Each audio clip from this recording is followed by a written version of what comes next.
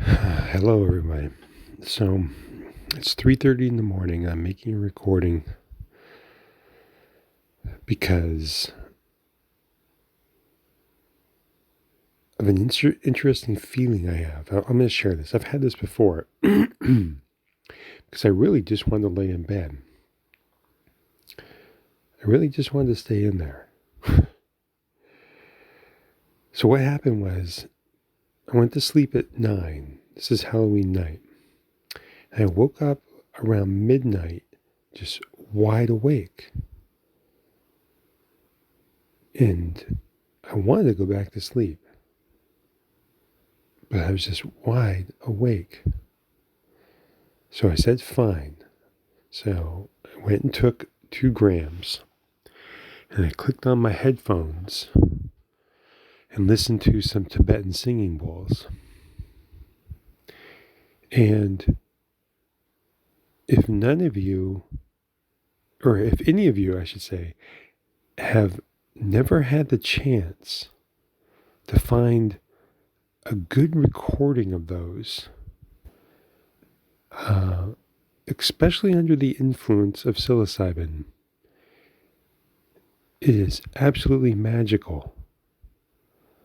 And it makes me feel like when I listen to those bowls and their pure tones pulsing through the body of what a healing temple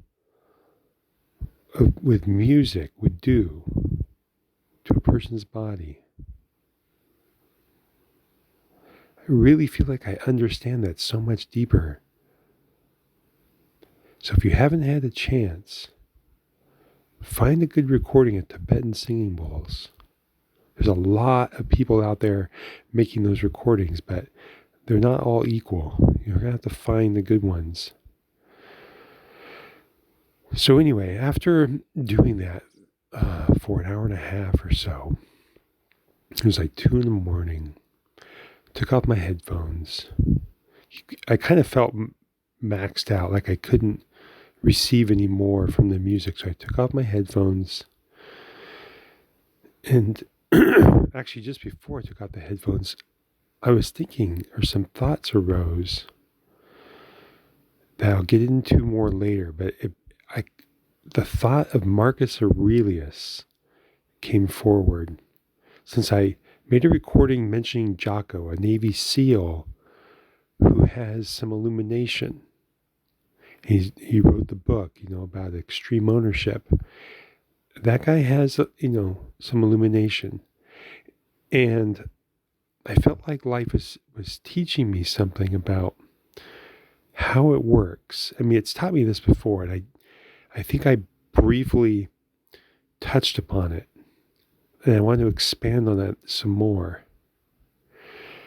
But I want to get back to the very basis of why I wake up and come out and do these recordings in the middle of the night is because I feel like this is the way I feel, is that if I do not record this and share it for others, that it will stop. Like, I have to fulfill my end of the bargain.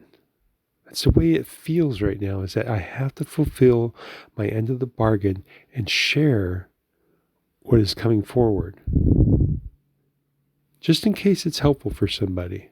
It may serve some live stream, or it may not, but that seems to be the bargain life has with me right now.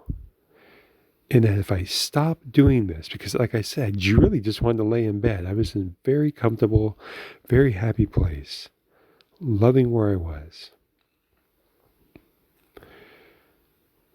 But these thoughts come forward, and I feel the complete compulsion to have to record them. Otherwise, it might stop. And that would make me extremely, I think what I'm trying to say is I really don't want that to happen, because I love the way the light is working right now. I'm in absolute adoration of being a student and listening to this and learning. I don't want that to stop. So anyway, now to get back to what I was learning tonight, like I said, I was basically shown that I need to research a little bit on Marcus Aurelius, because I know he was an illumined individual, but I don't know enough. I've read some of his stuff. I've read some of his quotes in life to know he was illumined to a certain degree. But I don't know enough to share it in this. And so I'm going to do a little research, because there's something to him. Because the point is, I wanted to make tonight or this morning, whatever it is what I was being shown is how the light works. And again, it wanted to make a point that it literally does not care how you get to your place of stillness. It does not care. And there should be abundant proof in life that the individual's life will use to pursue its goals of awakening of its children. It will use whatever instrument presents itself. It does not care. It will figure out a way to use that live stream to pursue its goals of awakening for others. It will happen. And it will even use trained killers. And this is the point it was making to me this morning. I thought it was so interesting, is that not only will it use trained killers of men and women and children to pursue its goals, it will make you into a trained killer and leader of armies at times, such as the case of Napoleon, to pursue a greater sense of good. Because again, remember, the only thing that is lost is people's physical bodies. The life streams do not cease to exist. They will come back. Only physical bodies are lost. And to life, sometimes that has to happen.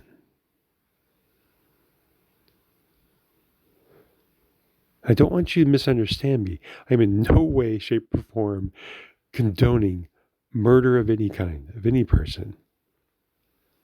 God forbid anybody has to face the consequences of that. But nonetheless, sometimes life demands it. So I'm sharing this story about Marcus Aurelius because he was a murderer of men. He was a trained killer and a tactician of supreme capability. And yet life figured out a way to use him to teach. And I found that interesting. And the other thing that came to mind was, like I was saying, life does not care how you get to the place of stillness. It will, if you present yourself to life as a earnest student of the light, life will move mountains to teach you. It does not care how you get here. You can be an ascetic who lives in a cave, starving himself, sitting in difficult postures, if you want. That is a choice. And for some, that was a difficult choice to make because their path required that almost to some degree, and at times because they could lose their life. There was people that would just kill you for doing things like that, for pursuing the knowledge of life.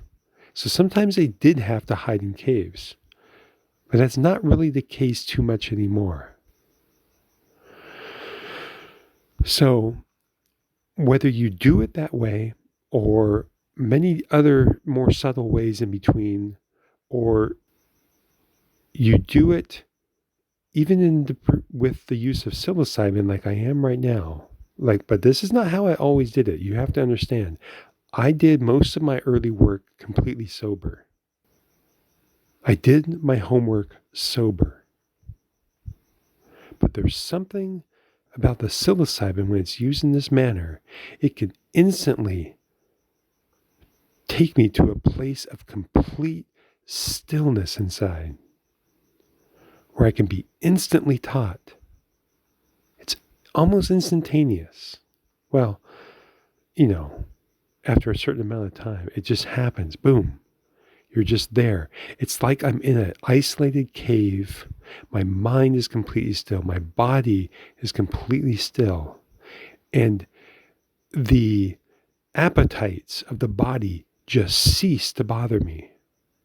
That's kind of the beauty of psilocybin, is the appetites of the body just stop, including breathing sometimes.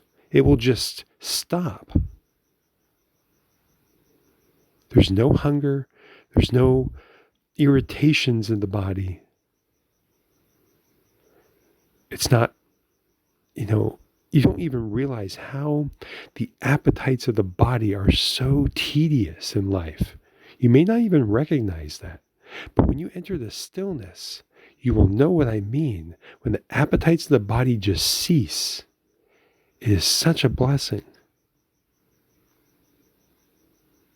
So I'm digressing a little bit, but I want to get back on the point of how the universe does not care how you get to that place of stillness. It will use you. It will teach you. If you are willing and you make yourself worthy, it will come. It will teach murderers. It will teach thieves. It will teach anybody if life finds you worthy. And sometimes that's going to require course corrections for some people. Oh, I remember something else I wanted to share. Something that came back to my mind tonight that I've learned somewhere in life, and I wish I could remember exactly where.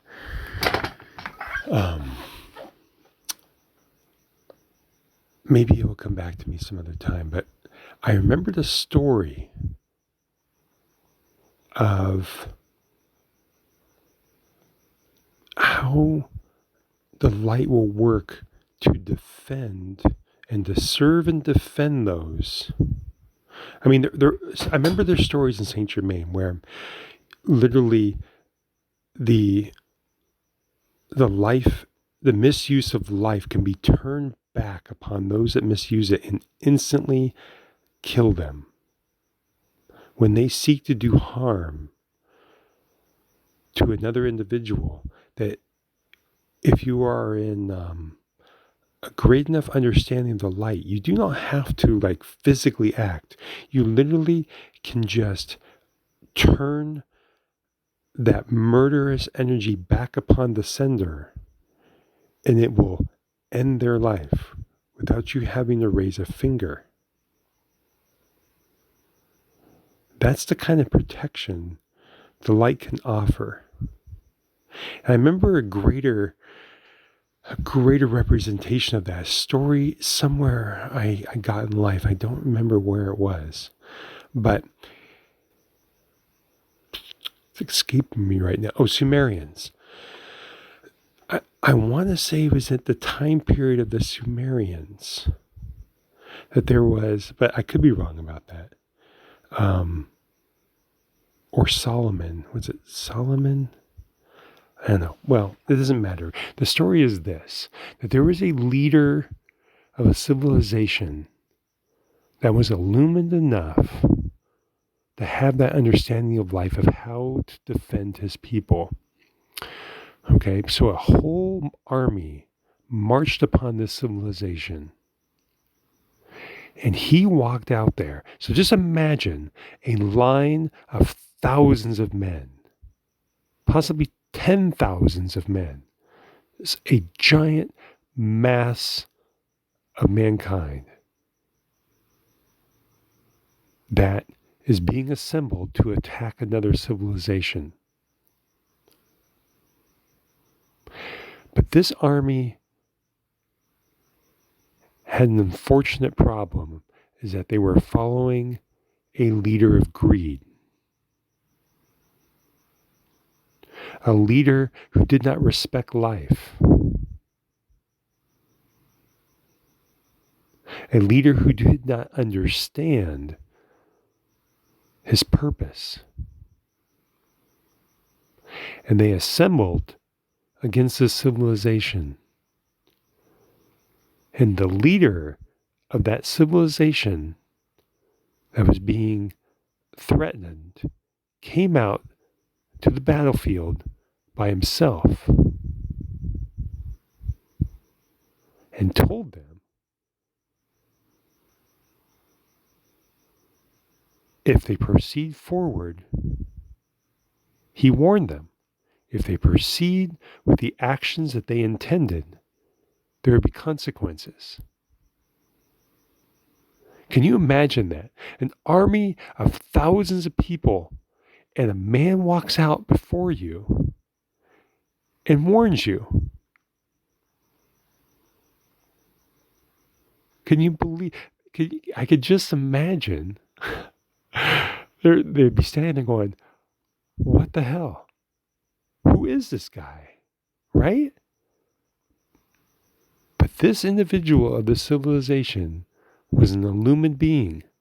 He knew his purpose. He knew his divine origins. He had been found worthy enough to be the leader of the civilization.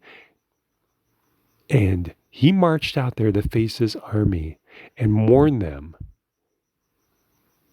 of what would happen. And I could just imagine that the leader of the army, in murderous contempt for this individual, gave the call for his army to attack. And at that moment, the leader of this city raised his hand, and every person in that army dropped dead on the instant, because he literally turned their murderous energy back upon themselves. That's all he did. That is the power of the light defending its own. That story brings me tears. But it is awesome to behold. Can you? I want to see that in person, honestly. I feel like I have. I feel like I've seen that in person. I wish I remember where I got this information. But it was a while back. I mean, it could have been over 20 years ago. But I share that story with you because it is real. This can happen. It has happened. You know, quite honestly, Jesus could have done this. He could have done this very thing, but he chose not to. Because it was almost necessary to lay down it was necessary. He had a greater purpose in his teaching. He didn't mind being executed.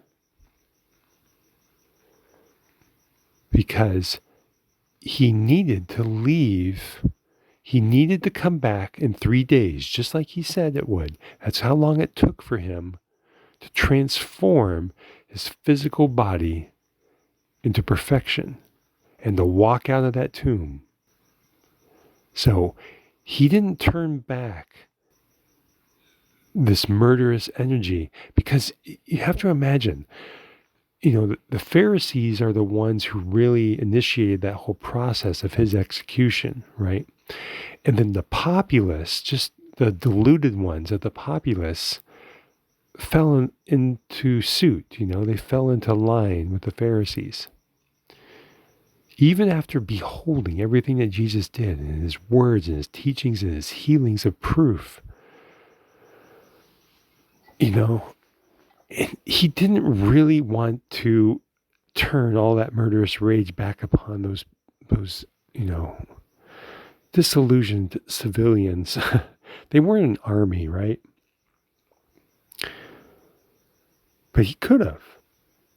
But no, he strode through the streets, dragging that cross, bleeding, having feces and food being thrown upon him, and curses of every manner. And he took it with dignity. He pitied them,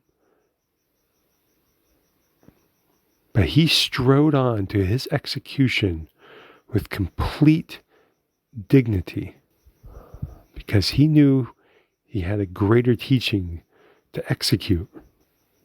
Just think of the love that he still felt for all those people who were cursing his name, laughing at him, who were thrilled to see him put to death.